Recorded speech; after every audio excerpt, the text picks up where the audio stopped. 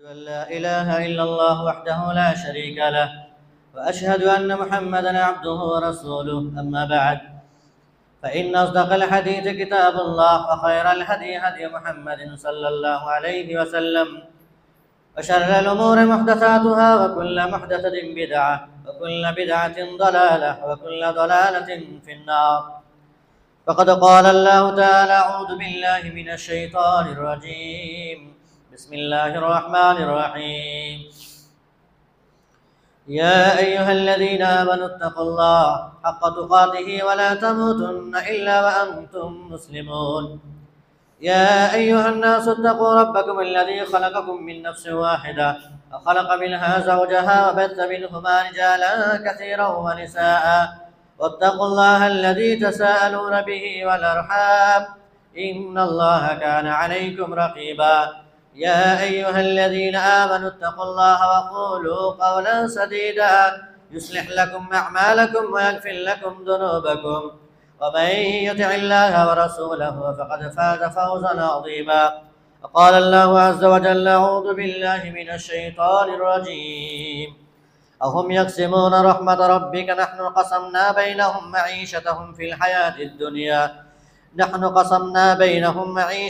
الحياة الدنيا ورفعنا بعضهم فوق بعض درجات ليتخذ بعضهم بعضا سخريا ورحمة ربي خير مما يجمعون শ্রদ্ধেয় সম্মানিত ওলামায়ে কেরাম, শিক্ষক মণ্ডলী, স্নেহের ছাত্রবৃন্দ ও সম্মানিত দিন দরদ ইসলাম দরদি মুসল্লিবৃন্দ, যাবতীয় প্রশংসা স্তব স্তুতি একমাত্র সে মহান স্রষ্টা মহাবিশ্বের মহাপরিচালক আল্লাহ রাব্বুল ইজ্জতের জন্য, আলহামদুলিল্লাহ। অতঃপর মানব দরদি নবী মুহাম্মদ রাসূলুল্লাহ সাল্লাল্লাহু আলাইহি সাল্লামের উপর সালাত ও সালাম তথা দরুদ নাযিল হোক। আল্লাহুম্মা আমিন। আল্লাহুম্মা সাল্লি আলাইহি আল্লাহুম্মা বারিক আলাইহি আল্লাহুম্মা সাল্লি ওয়া সাল্লিম আলা নবিয়িনা মুহাম্মদ ওয়া আলা আলিহি ওয়া আসহাবিহি ওয়া সাল্লাম। সুপ্রিয় সম্মানিত ভাইয়েরা ও পর্দার অন্তরালে সম্মানিত মা ও বোনেরা, যে বিষয়কে সম্মুখে রেখে আল্লাহ রাব্বুল ইজ্জতের পবিত্র গ্রন্থ আল কোরআনুল কারীম থেকে একটি আয়াত পরিবেশিত হয়েছে, সেটি হচ্ছে বিশেষ করে শ্রমিকদের হক এবং অধিকার কোরআন ও সুন্নাহর আলোকে। আমরা মূলত মে মাস হিসেবে পয়লা মেকে শ্রমিক দিবস হিসেবে ভারতবর্ষে পালিত হয়ে থাকে এবং জেনেও থাকি। শ্রমিক দিবস এটি আন্তর্জাতিক শ্রমিক দিবস হিসেবেও অনেক দেশে সেটি বিশেষ করে পালিত হয়ে থাকে এবং এটিকে মে দিবস হিসেবেও মানুষ জেনে আছে, যেটি 1 মে তারিখে অনুষ্ঠিত হয়ে থাকে। এই দিনটি আসলেই শ্রমিকদের অধিকার, তাদের কর্তব্য, তাদের পাওনা, তাদের মজুরি, তাদের যাবতীয় সংগ্রামের একটি বিশেষ দিন। এই দিবসের গুরুত্ব আছে, যেমন বিশেষ করে তাদের কাজের সময়, তাদের মজুরি, তাদের পরিবেশের উন্নতি ঘটানো, যাবতীয় বিষয়কে সম্মুখে রেখে একটি দিবস সেটি প্রতিপালিত হয়ে থাকে বা পালিত হয়ে থাকে। তাদের সম্মান, তাদের কঠোর পরিশ্রম, তাদের মেহনতের দিকে লক্ষ্য রেখে তাদেরকে বিশেষ তাদের অবদানকে স্বীকার করানো, তাদেরকে সম্মান দান করা ইত্যাদির জন্য এই দিনটি বিশেষ করে পালিত হয়। ভারতবর্ষেও প্রথমত মে দিবস 1923 সালে হিন্দুস্তানের কিষাণ পার্টি দ্বারা সর্বপ্রথম এটি পালিত হয়েছিল। এই দিনে শ্রমিকরা তারা লাল পতাকা উত্তোলন করে এই দিনটিকে পালন করেছে। তা আমরা বিশেষ করে ভারতবর্ষের এই শ্রমিক দিবস বা অন্যান্য দেশে এই শ্রমিক দিবস যেটি পালিত হয়, যেটি মে দিবসকে লক্ষ্য রেখে পালিত হয়ে থাকে, আমরা কোরআন সুন্নাহর আলোকে জানবো আজকে শ্রমিকদের কি অধিকার আছে, তাদের কি হক আছে। প্রথমত আল্লাহ রাব্বুল ইজ্জতের পবিত্র কোরআন আয়াত দ্বারা আমি শুরু করেছি, যেখানে আল্লাহ সুবহানাহু ওয়া তাআলা তিনি বলছেন, আহুম ইয়াকসিমুনা রাহমাত রাব্বিক, তারা কি আপনার রবের রহমতকে বন্টন করে। আল্লাহ বলছেন, নাহনু কাসামনা বাইনাহুম মাঈশাতাহুম ফিল হায়াতিদ দুনিয়া, আমি আল্লাহ মানুষের জীবন ধারণের জন্য দুনিয়ার জিন্দেগিতে জীবনে তাদেরকে রুজি বন্টন করে থাকি। তাদেরকে কাজ, তাদের রুজি রোজগারের পথ, তাদের আহার, তাদের খাদ্য, তাদের ভরণ পোষণ, যাবতীয় দায়িত্ব আমি আল্লাহ বহন করে থাকি। আল্লাহ তাআলা অন্যত্রে বলেছেন এরকমই কথা, ওয়া মা মিন দাব্বাতিন ফিল আরদি ইল্লা আলাল্লাহি রিজকুহা, ভূপৃষ্ঠে যত প্রকারের জীবজন্তু পশু পক্ষী সকল প্রকারের মখলুকাত আছে, তাদের সকলের রুজির দায়িত্ব আমার হাতে। আল্লাহ বলছেন আমার কাছে রয়েছে তাদের রুজির দায়িত্ব। তো আমি মানুষকে রুজি দিয়ে থাকি, ওয়ারাফা'না বা'দাহুম ফাওকা বা'দ, এই রুজির মাধ্যমে আমি একে অপরের উপরে মর্যাদা দিয়ে থাকি। সকলকে আমি সমানভাবে রুজি দিই না, কাউকে ভালো একটু, কাউকে একটু মন্দ, কম বেশি তারতম্য পার্থক্য করেছি। কেন? লিয়াত্তাখিযা বা'দাহুম বা'দান সুখরিয়া, যাতে করে একে অপরের কাজে আসতে পারে। সকলকে যদি ঢালাওভাবে একই পরিমাণে রুজি দিতাম, আহারের বন্দোবস্ত করে দিতাম, সকলকে যদি সমান্তরালে একই রেখাতে দাঁড় করিয়ে দিতাম, তাহলে কেউ কারো কাজে আসতো না, কেউ কারোর কাজ করতো না। তারতম্য রেখেছি, কাউকে একটু বড় লোক, কাউকে একটু গরিব, কাউকে একটু বেশি পদের মর্যাদার অধিকারী, কাউকে একটু ডাউন করে রেখেছি। কেন? যাতে করে একজন অপরজনের কাজে আসতে পারে। বা'দুহুম বা'দান সুখরিয়া ওয়া রাহমাতু রাব্বিকা খায়রুম মিম্মা ইয়াজমাউন, আর আপনার রবের রহমত যেটি তারা যা জমা করে তার চাইতে অনেক উত্তম। রবের পক্ষ থেকে যে রহমতের রুজি বন্টন হয় সেটি মানুষ যা জমা করে তার চাইতে অনেক উত্তম। এই আয়াতে বিশেষ করে আল্লাহ রাব্বুল ইজ্জত দুটি দিকে মানুষকে ইশারা করেছেন, ইঙ্গিত দিয়েছেন। একটি হলো দুনিয়াতে রুজি বন্টন হওয়ার ক্ষেত্রে একে অপরের উপর যে মর্যাদা দেওয়া, একে অপরের উপর যে তারতম্য করা, আমির গরিব, মালিক আর তার আন্ডারে কর্মী শ্রমিক, এই যে তারতম্য আল্লাহ তাআলা দিয়েছেন, এটা কোনো জাতির ব্যক্তিগত কোনো মর্যাদা, ক্ষমতা, কোনো গর্ব ফখরের কোনো জায়গা নেই এখানে। এটা আল্লাহর দেওয়া জিনিস। এবং এক্ষেত্রে কোনো শ্রমিক কর্মী যেন নিজেকে কমজোর না মনে করে যে আল্লাহ আমাকে লেবার শ্রেণীর মানুষ বানালেন, কর্মী বানালেন, একটি চাকর বানালেন, কমজোরের কোনো জায়গা নেই। আল্লাহ এটা আপনাকে বানিয়েছে, আবার আপনার নিচেও কেউ আছে। ফলে একে অপরে যাতে করে কাজে আসতে পারে, মিলে জুলে কাজ করতে পারে, এই জন্য আল্লাহ রাব্বুল ইজ্জত এই তারতম্য করেছেন। দ্বিতীয় একটি বিষয় আল্লাহ রাব্বুল ইজ্জত আয়াতে বলতে চেয়েছেন যে রুজি বন্টন হওয়ার পিছনে একটি হিকমত হচ্ছে যে একে অপরের যে কাজে আসবে বিভিন্ন রকমের সুযোগ সুবিধা, প্রয়োজন, সাহায্য সহযোগিতার যে বিষয়টি, যদি সকলকে একই ভাবে আমি দাঁড় করিয়ে দিতাম একই রেখায়, তাহলে কেউ কারো কাজ করতো না। আমি নিজেই বড় লোক, আমি কেন তোমার কাজ করব? আমার তো অনেক টাকা পয়সা আছে, আমি তোমার কেন কাজে আসবো? তাহলে কেউ কারো কাজ করতো না, দুনিয়ার এই চলমান গতি থাকতো না, এটা থমকে যেত। এবং এই ধরনের ব্রেন বা মানসিকতা অনেক মানুষ রাখে যে সমান অধিকার আমাদের সকলের। না, এটা ভুল কথা। সকলকে আল্লাহ সব জায়গাতে সমান অধিকার দেননি। নবীদের ক্ষেত্রে, রসুলদের ক্ষেত্রে আল্লাহ বলেছেন তিলকা রুসুল ফাদ্দালনা বা'দুহুম আলা বা'দ নারফাউ দারাজাতিম মান নাশা, আমি কিছু রসুলকে কিছু রসুলের উপরে মর্যাদা দিয়েছি। রাসূলুল্লাহ সাল্লাল্লাহু আলাইহি ওয়াসাল্লামের মর্যাদা সকল নবীর উপরে, এবং তারপরেও উলুল আজম মিনার রসুল ঈসা, মুসা, ইব্রাহিম, মুহাম্মদ সাল্লাম এবং নূহ, এই পাঁচজন নবীর আবার মর্যাদা অন্যান্য সকল নবীর উপরে। কেন? এক নবীকে আরেক নবীর উপরে মর্যাদা আল্লাহ কেন দিলেন? যাতে করে একে অপরের সম্মান করতে পারে, একে অপরের মর্যাদা বুঝতে পারে, একে অপরের কাজে আসতে পারে, একে অপরের পাশে দাঁড়াতে পারে, সাহায্য সহযোগিতার ক্ষেত্রে হাত পাঠাতে পারে। এই জন্য আল্লাহ রাব্বুল ইজ্জত পার্থক্য করেছেন। সম্মানিত উপস্থিতি, ফলে শ্রম একটি মর্যাদাপূর্ণ কাজ, যে কোনো কাজ হোক না কেন সেটি যদি হালাল পন্থায় হয় সেটি গুরুত্বপূর্ণ, সেটি বরকতপূর্ণ। এবং এই শ্রমিক আর মালিকের মাঝে যে সম্পর্ক, তাদের যে আদাত বন্ধন, সেটি হবে মজবুত, সেটি হবে সৌহার্দ্যপূর্ণ, সম্প্রীতিপূর্ণ। তবেই একটি কেলা বা একটি সমাজ, সোসাইটি, একটি প্রতিষ্ঠান বা একটি ব্যবসা বাণিজ্যর কারখানা, যা বলেন না কেন আপনি, সব কিছু সুন্দরভাবে সুষ্ঠুভাবে সেটি পরিচালনা হবে। মালিকের সাথে শ্রমিকদের কোনো রকমের খারাপ ব্যবহার, আচার আচরণ, অসভ্য ব্যবহার এরকম যেন না হয়। ঠিক তেমনি করে শ্রমিক তার মালিকের যেন বদনাম না করে, বেইজ্জত না করে, তার আমানতের খেয়ানত না করে, তার কোনো জায়গাকে নষ্ট বা স্থানকে বা কোনো জিনিসকে নষ্ট না করে। প্রত্যেকটা মানুষ তার স্ব জায়গা থেকে তার সম্মান, তার মর্যাদা বুঝে নেবে, তার অধিকার সে বুঝে নেবে। এই শ্রম বা মেহনত, কাজ বা কর্ম যেটি ইসলামের নজরে কোন ধরনের উপার্জন, কোন ধরনের শ্রম আল্লাহর কাছে সবচাইতে উত্তম, এ বিষয়ে রাসূলুল্লাহ সাল্লাল্লাহু আলাইহি ওয়াসাল্লামের কাছে প্রশ্ন করা হয়েছিল, যেটি সহিহ তারগিবে বর্ণিত হয়েছে যে আইয়ুল কাসবি আতিয়াব, হে আল্লাহর রাসূল সাল্লাল্লাহু আলাইহি ওয়াসাল্লাম, সবচাইতে উত্তম উপার্জন, সবচাইতে উত্তম উপার্জন কোন উপার্জন, কোন কাজটি যার মাধ্যমে আমি সবচাইতে উত্তম রুজি হাসিল করতে পারবো? রাসূলুল্লাহ সাল্লাল্লাহু আলাইহি ওয়াসাল্লাম বলেছিলেন আমালুর রাজুলি বিয়াদিহি ওয়া কুল্লু বাইইন মাবরুর, মানুষের নিজে হাতের কর্ম, মানুষ তার হাতের দ্বারা যে কর্ম করে, কাজ করে, সেটি চাষবাস হতে পারে, বিভিন্ন রকমের সেলাইয়ের কাজ হতে পারে, বিভিন্ন রকমের রাজমিস্ত্রি লেবার শ্রেণীর কাজ হতে পারে, বা হাতের দ্বারা লেখালেখির কাজ হতে পারে। এক কথায় হাতের কাজ। আমরা এই কথাটা খুব ভালো করে জানি যে একটা হাতের কাজ কমসে কম শিখে রাখো, প্রয়োজন দেবে, তোমার কাজে আসবে। যখন অন্য কিছু পাবে না, তোমার হাতের কাজ কাজে দেবে।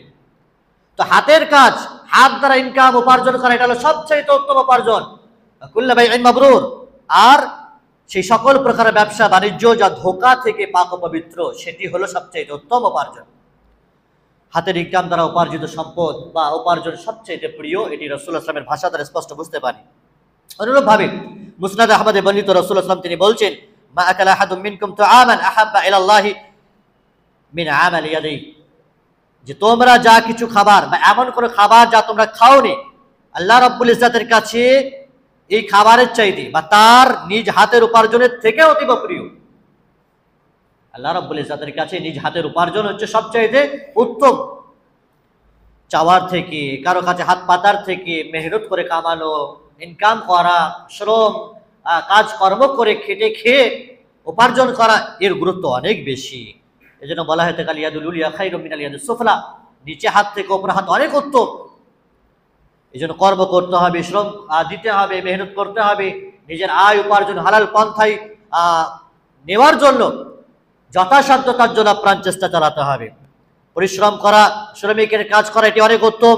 জুবাইর বিন আওয়াম রাদিয়াল্লাহু তাআলা থেকে হাদিসটি বর্ণিত, রাসূলুল্লাহ সাল্লাল্লাহু আলাইহি ওয়াসাল্লাম তিনি বলেছেন, সহিহ বুখারীতে বর্ণিত, লা ইয়াখুযা আহাদুকুম হাবলাহু ফায়াতি বিহুজমাতিল হাতাবি আলা যহরিহি ফায়াবিআহা ফায়াকুফাল্লাহু বিহা ওয়াজহাহু খায়রুল লাহু মিন আইয়াসআলান নাস আতাউহু ওয়া মানাউহু।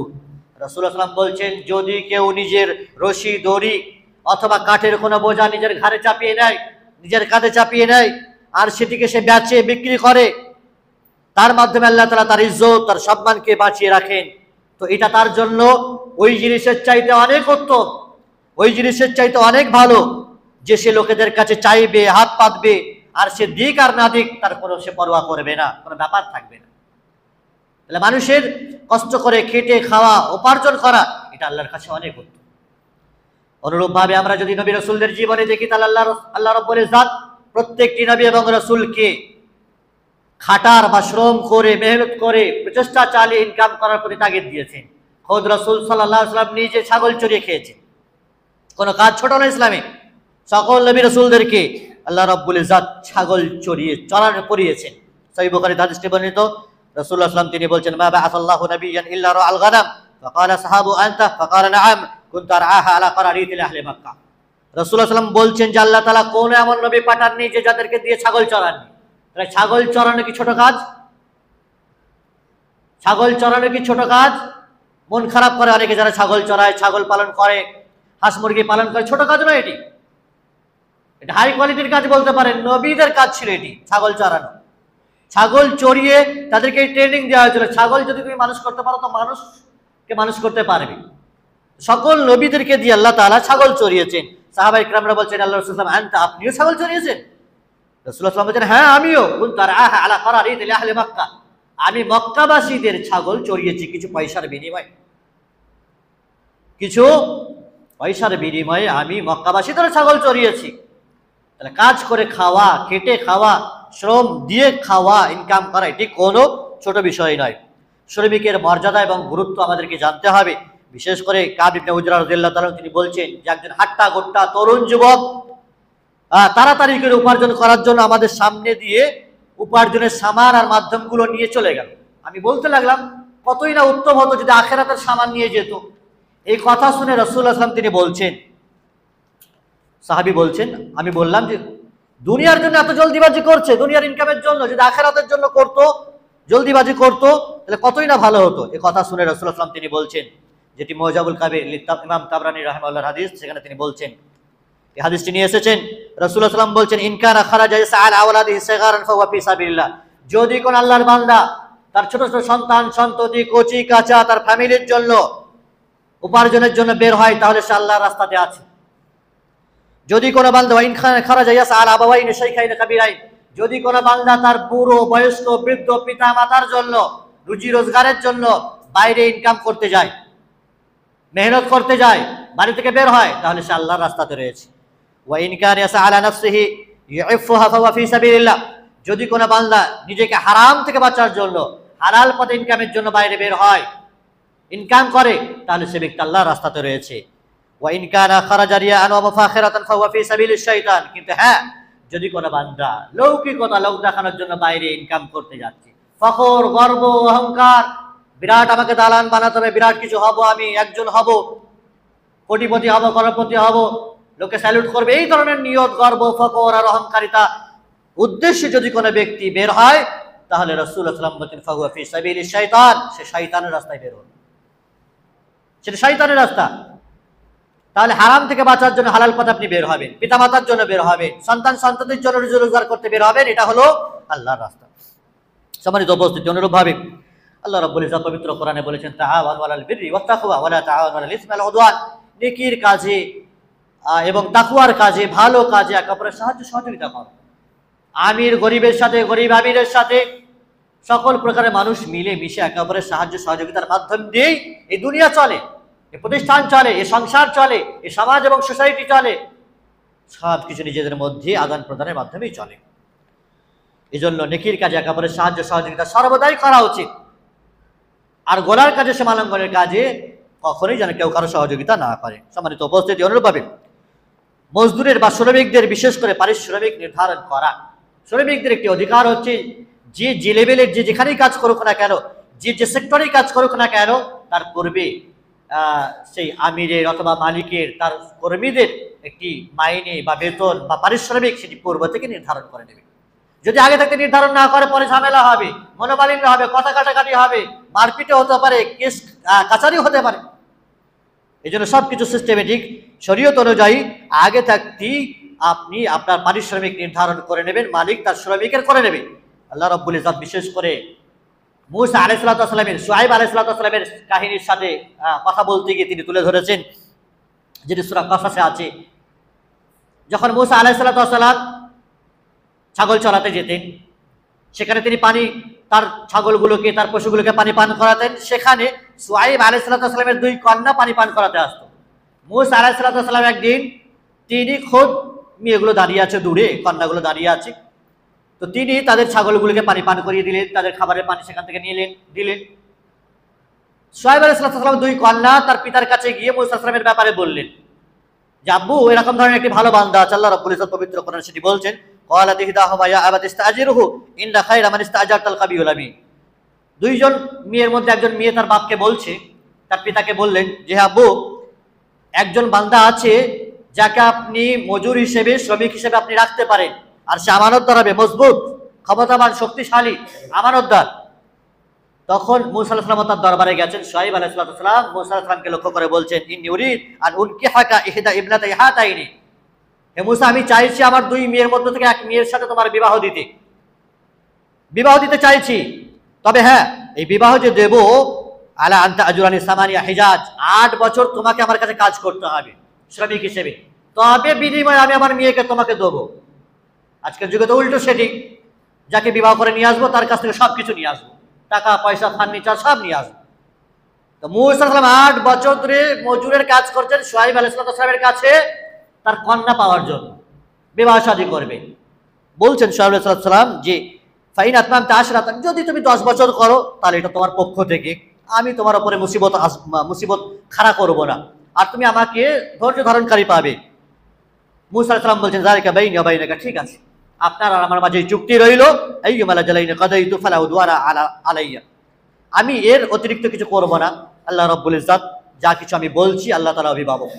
8 বছর 10 বছর চাকরি করব, মজুরি করব, আপনার কাছে শ্রমিক হিসেবে কাজ করব, আর এর বিনিময়ে আপনার কন্যা সন্তানের সাথে বিবাহ করব। এই যে বিনিময় পারিশ্রমিক নির্ধারণ করা, এটি আল্লাহ তাআলা বুঝিয়ে দিলেন। প্রত্যেকটি সেক্টরে যে লেভেলে কাজ করবে তার আগে তার পারিশ্রমিক নির্ধারণ করা এটি জরুরি।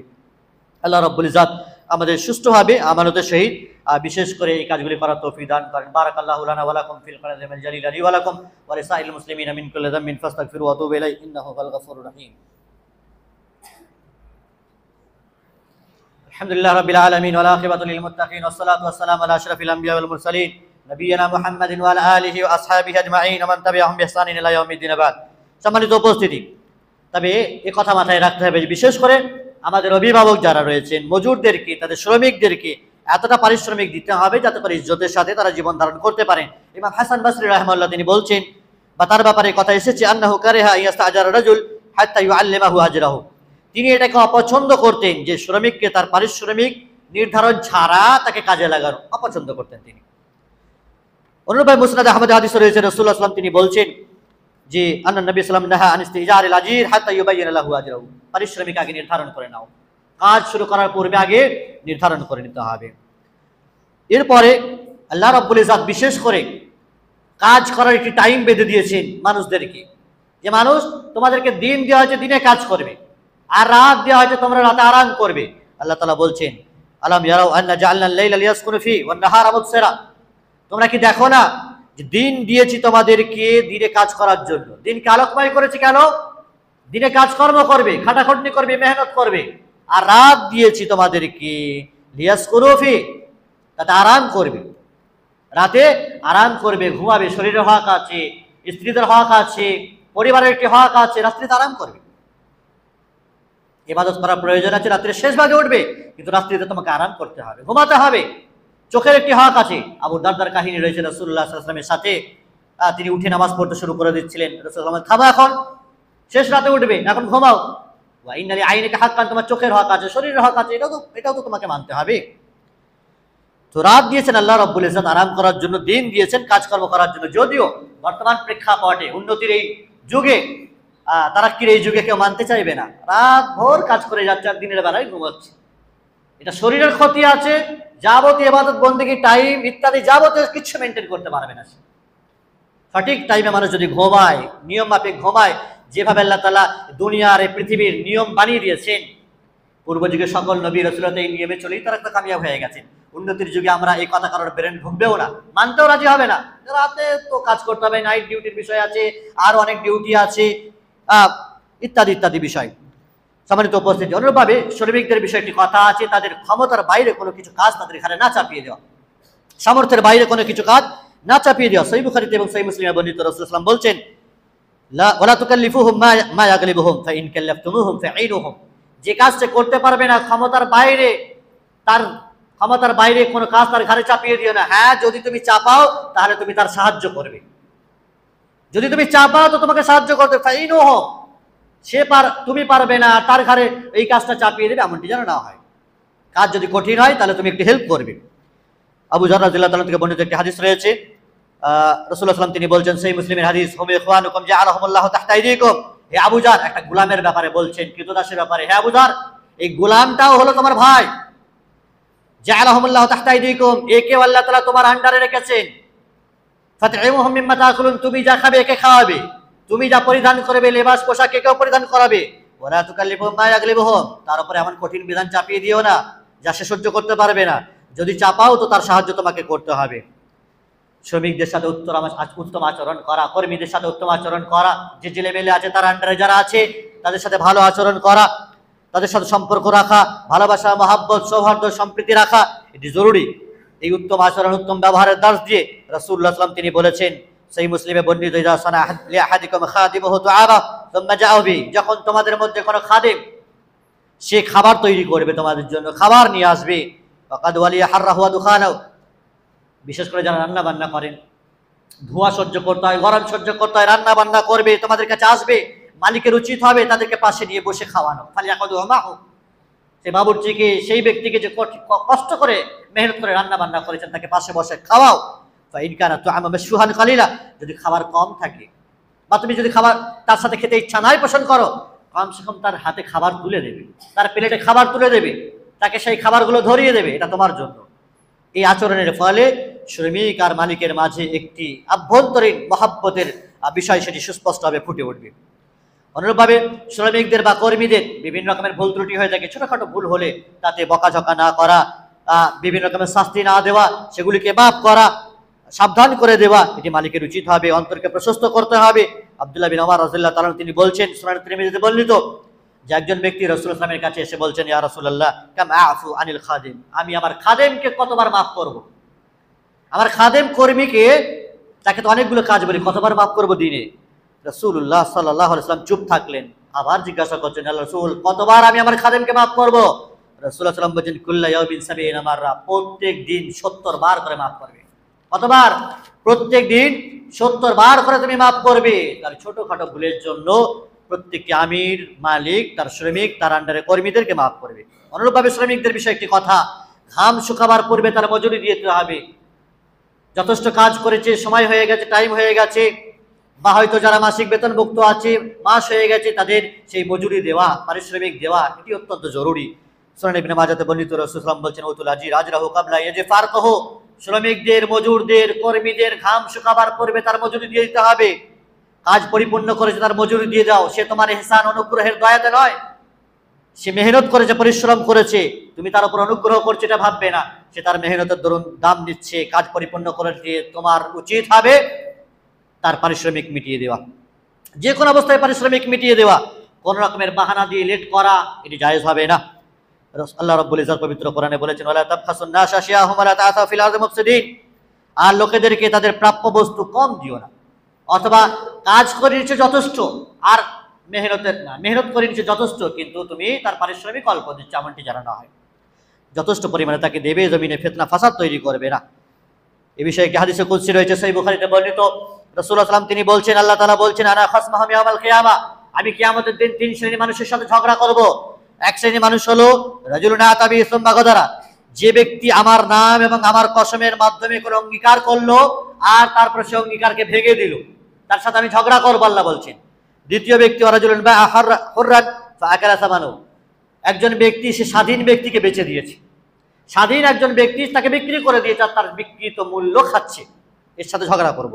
আর একজন ব্যক্তি ওয়ারাজুলুন ইস্তাআজারা আজিরান, সে কাউকে শ্রমিক হিসেবে, মজুর হিসেবে লাগিয়েছে, কাজে লাগিয়েছে, ফাস্তাওফা মিনহু, পরিপূর্ণ কাজ করেছে, ওয়ালাম ইউতিহু আজরান, কিন্তু তার পারিশ্রমিক দেয়নি, তার মজুরি দেয়নি, তাকে দাঁড়িয়ে দিয়েছে, বিতাড়িত করেছে, আর কিছু করেছে, এর সাথে ঝগড়া করব। শ্রমিককে তার পরিশ্রমের উপরেও উপরোক্ত তার হাদিয়া উপঢৌকন দেওয়া দরকার, যাতে করে তার আন্তরিকতা আসে, মহাব্বত আসে, আমাদের খেয়ালত না করে। এ বিষয়ে হাদিস রয়েছে অনেক। শ্রমিককে পারিশ্রমিক দেওয়ার ক্ষেত্রে মুসিবত অনেক কমে যায়, সহজ হয়ে যায়। যখন আপনি কাউকে দেবেন পারিশ্রমিক, তখন আপনার উপরেও কেউ আছে, সেও আপনাকে যথাসাধ্য সময় মোতাবেক আপনাকে পেমেন্ট করবে। এই বিষয়গুলো খেয়াল রাখতে হবে। এ বিষয়ে অত্যন্ত মশহুর হাদিস, একটি লম্বা চওড়া হাদিস, আমি বলি এটি শেষ করব। রাসূলুল্লাহ সাল্লাল্লাহু আলাইহি ওয়াসাল্লাম তিনি বলছেন, বনী ইসরাঈলদের যুগে তিনজন ব্যক্তির কথা, যারা একটি রাস্তায় চলছিল, হঠাৎ করে বৃষ্টি এলো, তারা একটি গুহাতে প্রবেশ করলো, আর গুহার প্রবেশ করার পরে গুহার মুখটা বন্ধ হয়ে গেল। তিনজন ব্যক্তি তখন বলতে লাগলো যে, এমন করে সৎ আমল তোমরা করেছো, স্মরণ করো সেই সৎ আমলের মাধ্যমে আল্লাহর কাছে, আল্লাহকে স্মরণ করো, তবেই তুমি নাজাত পাবে। তাদের মধ্যে থেকে একজন ব্যক্তি স্মরণ করতে লাগলো এইভাবে, যে আল্লাহ, আপনি তো জানেন যে একজন শ্রমিক আমার আন্ডারে কাজ করত, আর একদিন কোনো কারণে হঠাৎ রাগান্বিত হয়ে 3 ফারসাক বলা হয়েছে, 3 সা বলা হয়েছে, অর্থাৎ 7.5 কেজি চালের বিনিময়ে কাজ করতো আমার আন্ডারে, কিন্তু কোনো কারণে হঠাৎ রেগে গিয়ে সে চলে গেল।